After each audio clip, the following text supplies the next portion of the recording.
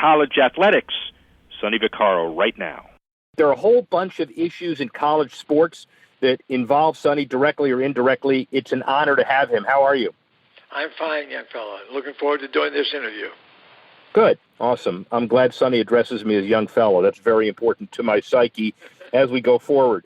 So let's talk about the modern college basketball sports apparel business, obviously paying coaches to use the Nike brand, Reebok, Adidas, etc. Tell us kind of the nature of how you got involved in that and realizing that that was a very key, legitimate way to take a foothold in the sports business. How did that get started? And let's give us some perspective on that. Completely by accident. It's just, as most of my life has sort of unfolded over these last, 78 years of it, I only can address how I lived it. So asking the question how, the marketing started on college sports, it definitely started with Nike in 1977 when I came up with a thought that I gave to Phil Knight and Rob Strausser, who was first in command after Phil at Nike at that time. They had really nothing to do other than in a running shoe situation. It was a very young company, $25 million in revenue, I think, at that time, where I suggested to them, because they wanted to get involved in basketball, since I had been very close and started the first high school all-star game when I was 24 years old in Pittsburgh called the Dapper Dan Roundabout Classic with my childhood buddy, Pat DeCesar. I grew into an era in life of basketball camps, all-star games, and then eventually got me to this, to go how it started. Some kid at a camp of mine said, Mr. Vaccaro, what if they did some different things with tennis shoes? At that time, they called them tennis shoes. And I said, what do you mean, whatever the young man's name was? He said, well, we wear tennis shoes everywhere, the church and school, and, play basketball in and that. And they usually look like the poor man's thing. Why don't they make tennis shoes? And I'm embellishing the words now. But the thought was the young person gave me a suggestion that tennis shoes could be more appropriate in other things too. And then 50 years later, we find out that there is stylish on them also.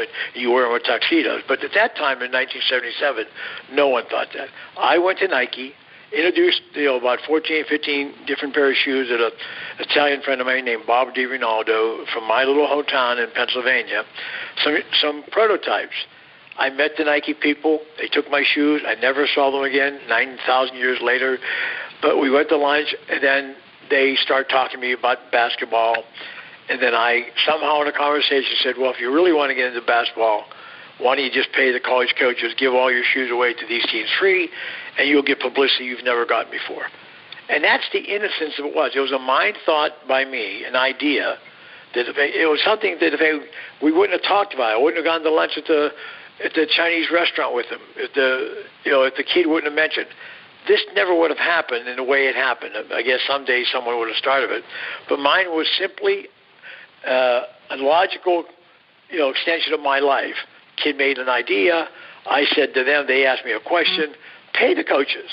And basically what we did from 1977 to 1988, when the first all-school deal in the history of sports was signed by a shoe company and a school, was the University of Miami, no less, with Sam Jankovic, who was the athletic director of the University of Miami, and a young man who graduated, and at the time he called me, he was a major labor union lawyer in Washington, D.C., called me and said, Mr. Vaccaro, Mr. Jankovic would like to do an all-school deal. So going from me paying coaches directly and them wearing the shoes and the kids wearing them and selling product in those intervening 7, 12, 13 years, other than also signing Michael Jordan in the intermediate, but the college coaches were first.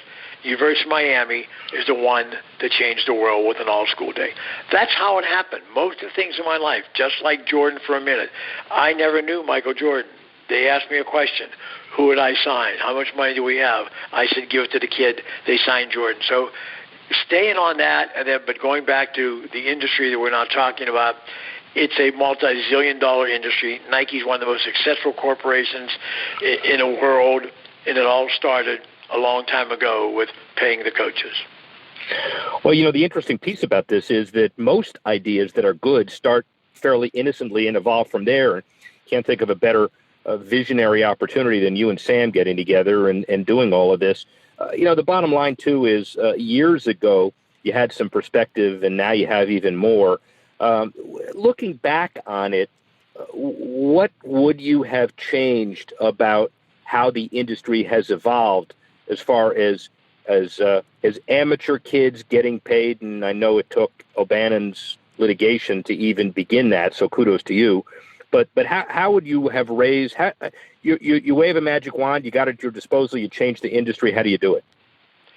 If you're talking about changing now, Rick, how you do it is what happened. A major mistake was made by major players who got exposed by the federal government in a crime as opposed to illegal recruiting.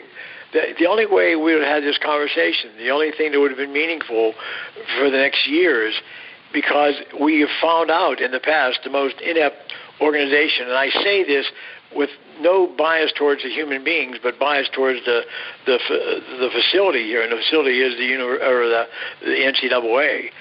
These people govern an operation that brings in billions of dollars by their mausoleum in Indianapolis. And I'm not making fun of them to ridicule them again. I'm just telling the truth. I don't know. I can understand why the pyramids, why castles were built. I don't understand why that thing in Indianapolis was built, because they have no reason other than to protect the money that athletes generate for them to be involved at the levels they're involved.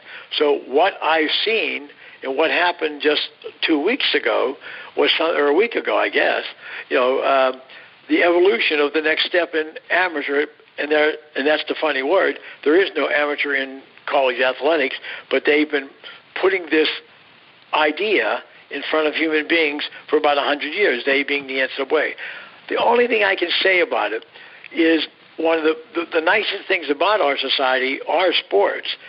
Then one of the best things, even above professional sports, is people ideologically rooting for either their school that they went to, the high school they went to, a friend that went to it, or the old Subway alumni trick where you just evolve into being a Notre Dame fan or a Pitt Panther fan if you grew up or if you were somehow connected by the umbilical cord.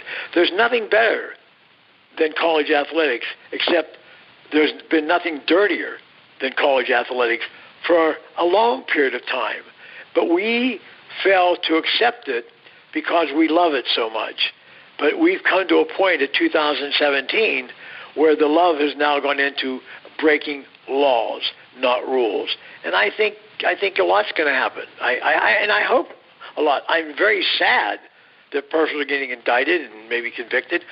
I didn't cause that. The system, by not allowing athletes to be upfront about it and not doing more for the athletes who are generating the money, and that's going to be maybe later in this particular program, but later in life. But O'Bannon started it, so did Kane Coulter started to a point, so did other lawsuits. Jeffrey Kessler's got a couple going. But the only way anyone listens in this country if you violate a law, well, they're no longer virgins now. I don't know how they protect themselves. And I'd like to, and I know this will be delayed for a minute or two for your audience hears it, but when I'm speaking, the main question I have is it took 2 years of investigation, and the NCAA enforcement never, ever knew this was going on. Talk about head in the sand. My God. I can't believe they either that naive, that slow, or they, in my opinion, they don't know what's happening in the world they run. Well, let's follow up on that for a minute, because I think that's really important. This is not a wake-up call. This is fundamentally different. As you said, indictments are a different kettle of fish. How far does this go? Does it reach the head coaches and the programs beyond 4 assistant coaches? And what are the consequences of where it ultimately goes? Okay.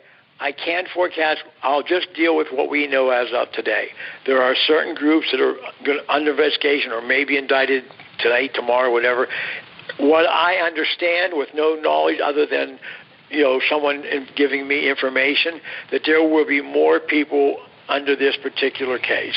But we do know some have already been indicted, some have already been let loose. So that I can react to. And I can say that these people are in a hell of a lot tougher situation than any scandal that may evolve over all of this. All time, okay? We've had illicit scandals in the NCAA since point fixing in the 1950s, 60s, 70s, 80s. We had athletes running around masquerading as students since the 1920s, and magnified in Minnesota in 1998 when the coach told them not to go, to this horrendous thing we're looking at now at North Carolina, which they don't know what the hell they're going to do. At this point, they haven't made a thing. We've had everything imaginable. But here's what we never had before: the federal government. I would believe, using my own common sense and watching this thing happen, I would believe that the low men on the totem pole, and I say that sometimes in order of wage or money earned or the conspiracy that they derived and who benefited the most, I would think this time, for the first time ever, there are some people who may be facing going to prison for a day, a year, whatever, but a day in jail has got to be hell. Okay, so it's different than not being able to coach for 9 games. It's different from being fired as an assistant coach. It's jail. This is what legally we all led to believe is happening. And by other people's logic and reasoning and my logic, I would assume there would be other people maybe involved, even if there isn't. What it did was not shine a black light on college basketball. It showed a spotlight on college athletics. Forget basketball. Why would this not happen other places? Well, the only other place I would say it could happen would be football.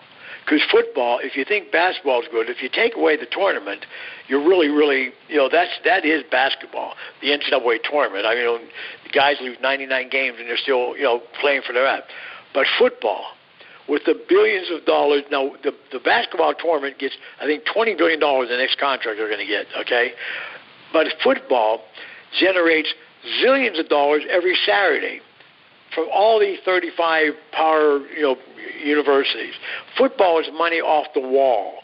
That it's like a Christmas tree when it gets barren and brown and starts dropping on the carpet and you got to get the sweeper up. That's money. Football is huge, and there are more people involved.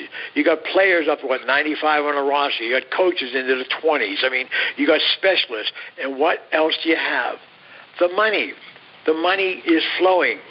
It's big. So, Sonny, bottom line of all of this for our listeners, international and domestic, regardless of whether somebody goes to jail for a day, a year, and no matter who it is, do more athletes, student athletes, athletes generally get more revenue out of this as a result or not? Well, if you're asking me, that's a great question, and thank you for interrupting me. And I mean that sincerely. What I pray happens out of this, and I think it would be a solution, not the complete solution, and it won't be the final solution, but a solution, that if they paid the athletes, if they gave them some sort of a stipend over and above that silly thing called, cost of attendance, okay, then you may eliminate a lot of the financial problems that athletes face going in, but also you may eliminate the temptation of some people taking money illicitly. That may happen. I'm not saying it will, because society and people are different, okay? You may be a billionaire and want to be a $2 billionaire. We understand that. Logic says that's true.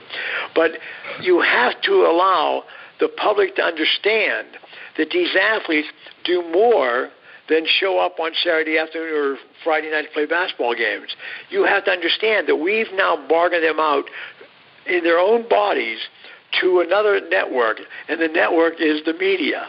They are bargained out for no pay, nothing. They still go on the field. They still hit their heads against the wall. The basketball athletes pay for all the scholarships in the terms of the NCAA, the swimmers, the yachters, the fencers, and all well and good. But how can they be responsible for everybody's education? And the other thing is the committee to bowls, they don't even share the money with the universities and scholarships for other people. They're run by individuals. How can bowl promoters get millions of dollars? Now, to answer your question, if money doesn't trickle down to the athletes, I believe I'll finally see. I would love to see, and I hope it doesn't come, and that means there's change. The day when the athletes stand, instead of kneeling, instead of saluting, instead of doing anything, not showing up for class, if they ever not showed up for a ball game. And I'm not saying the kneeling was, I commend what they did. It's a different subject here. But I'm saying in order to raise attention to the plight of the athlete while they're in universities, if they don't show up to play in one of these bowl games, these Final Four games, or the NCAA finals, you will find all the partners of the NCAA cancel the contracts. And that, ladies and gentlemen, is the power of the athlete. If they don't show up, it'll change in a minute because they have to pay the athletes then. It is, by the way, an incredible perspective from Sonny Vaccaro, who nobody could argue has more history and more perspective and more understanding of this area, frankly, than anybody alive. Thanks for listening.